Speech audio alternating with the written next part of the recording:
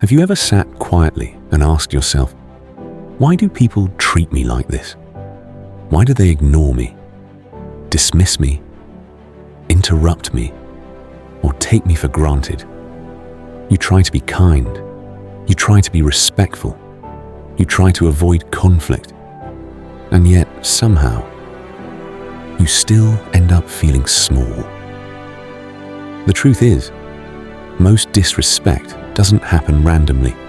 It follows patterns. And once you understand those patterns, everything starts to make sense. The first reason people treat you badly is because they test you before they respect you. This is human nature. When someone meets you, they don't automatically know your standards. So they test them. Small things at first. They show up late. They cancel plans. They interrupt you mid-sentence. They make subtle jokes at your expense. And then they watch. They observe your reaction.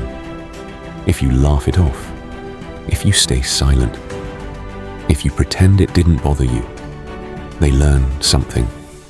They learn that there are no consequences, and behavior without consequences always expands. Not because people are evil, but because humans push where there is space. If you don't define your space, someone else will.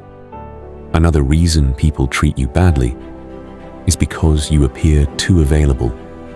When someone knows you will always answer, always show up, always forgive, always adjust, they slowly stop valuing your presence. Scarcity creates value. Unlimited access lowers it. Think about it.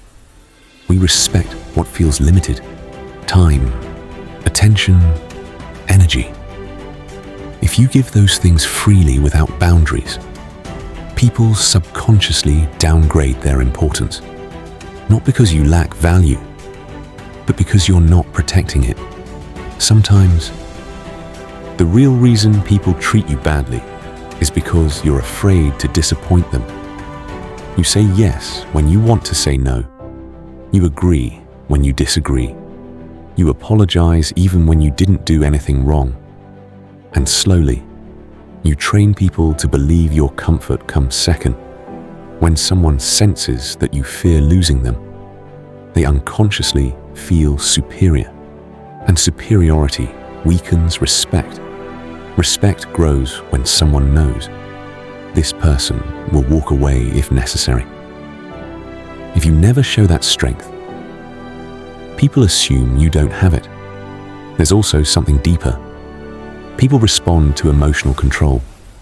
If someone knows they can trigger you, upset you, provoke you, they feel powerful because the moment you react emotionally, you give them control, and control feels like dominance. That's why calmness is intimidating. When you stay composed, when you respond instead of reacting, the dynamic changes instantly.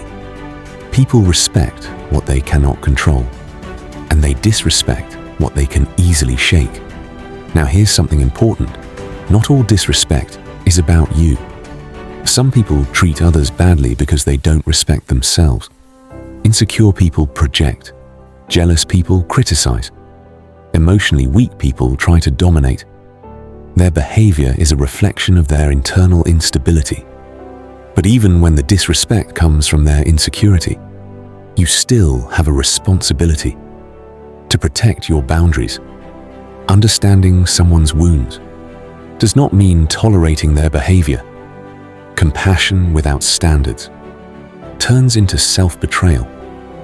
Another reason people treat you badly is because you ignore red flags early. Disrespect rarely starts big. It starts small. A dismissive tone, a sarcastic comment, a pattern of not taking you seriously. But you brush it off. You tell yourself, it's not a big deal. You don't want to create tension. You don't want to seem dramatic. So you stay quiet. And silence teaches people that their behavior is acceptable. What you ignore today, you will tolerate tomorrow.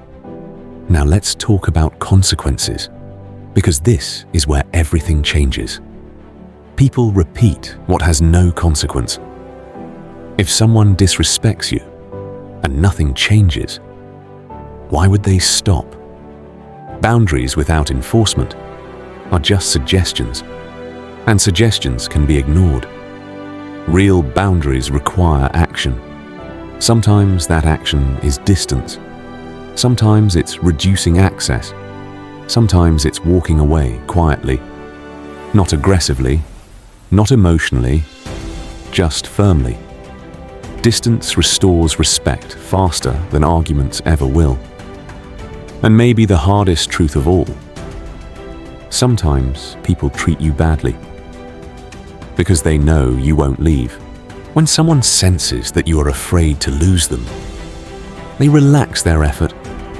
They stop valuing your presence. They assume you will tolerate whatever they do. But the moment they realize you are willing to walk away, everything changes. The strongest position in any relationship is the willingness to leave, not to threaten, not to manipulate, but to protect your peace.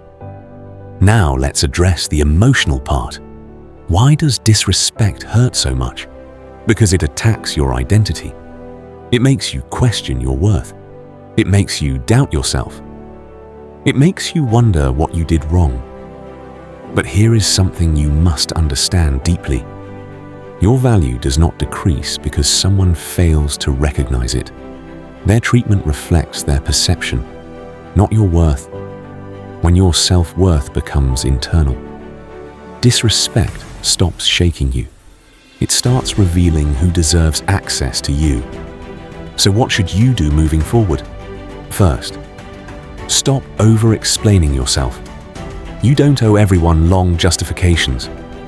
A simple, "I'm not comfortable with that," is enough. Second, protect your time and energy aggressively. Time is value. Energy is value. Stop giving both to people who misuse them. Third, strengthen your internal validation. When you deeply know your worth, you stop chasing people who don't see it. And finally, be willing to walk away. Peacefully, silently, confidently. Because when people realize they can lose you, they start treating you differently. At the end of the day, people treat you badly when they believe they can. Change what you allow. Change how you respond. Change who gets access to you. And you will notice something powerful. The same world will start treating you differently because you started treating yourself differently. Respect always begins within.